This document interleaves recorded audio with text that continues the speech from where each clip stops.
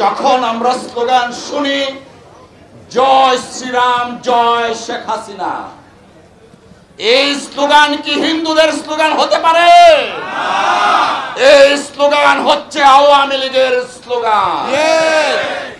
আজকে হিন্দুদের নাম করে শেখ হাসিনার দূষররা বাংলাদেশে আবার প্রতিষ্ঠিত হতে চাচ্ছে। প্রিয় ভাইয়েরা আমার, তার এই অংশ হিসাবে আজকে ইসকনকে মাঠে নামানো হয়েছে।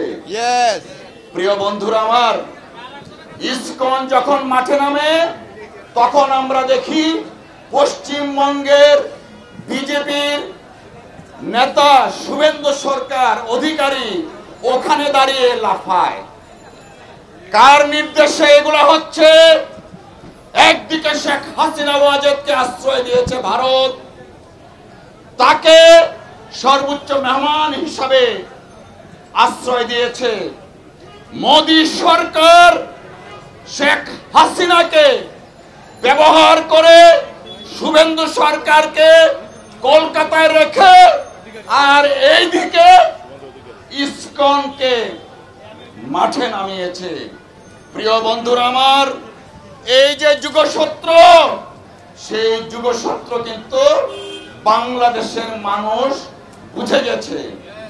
আমরা হুঁশিয়ারি উচ্চারণ করে দিতে চাই, রেজিমের যারা আছো, রেজিম প্রধান ভারতে পালিয়ে যেতে বাধ্য হয়েছে, তোমরা কিন্তু বঙ্গোপসাগরে আশ্রয় পাবো না।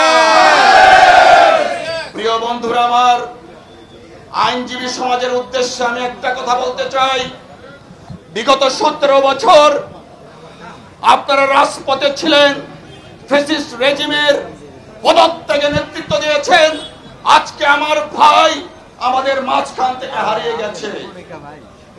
এই খুনিদের দৃষ্টান্তমূলক শাস্তি দাবি করছে, আর সেই শাস্তির জন্য আইনজীবীদেরও কিন্তু একটা ভূমিকা আছে।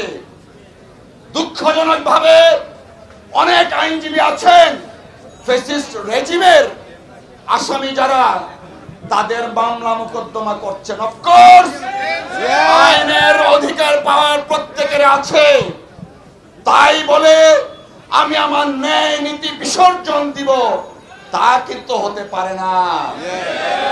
মনে রাখতে হবে, আমরা একটা আদর্শের জন্য লড়াই করছি, আমাদের আইনের শাসনের জন্য আমরা লড়াই করছি।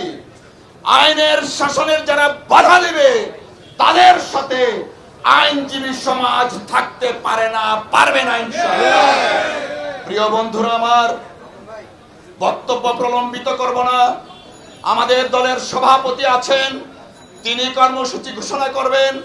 তার আগে আইনজীবী বন্ধুদের প্রতি স্বনির্বন্ধ অনুরোধ, আমরা আগামী দিনে যে কর্মসূচি আসবে সেই কর্মসূচিকে সফল করার জন্য প্রয়োজনে আবার রাস্তায় নামব এবং সরকারকে আমরা হুঁশিয়ার করে দিতে চাই, যদি আইনজীবী হত্যাকারীদের গ্রেফতার না করুন পরিণতি কিন্তু ভালো হবে না।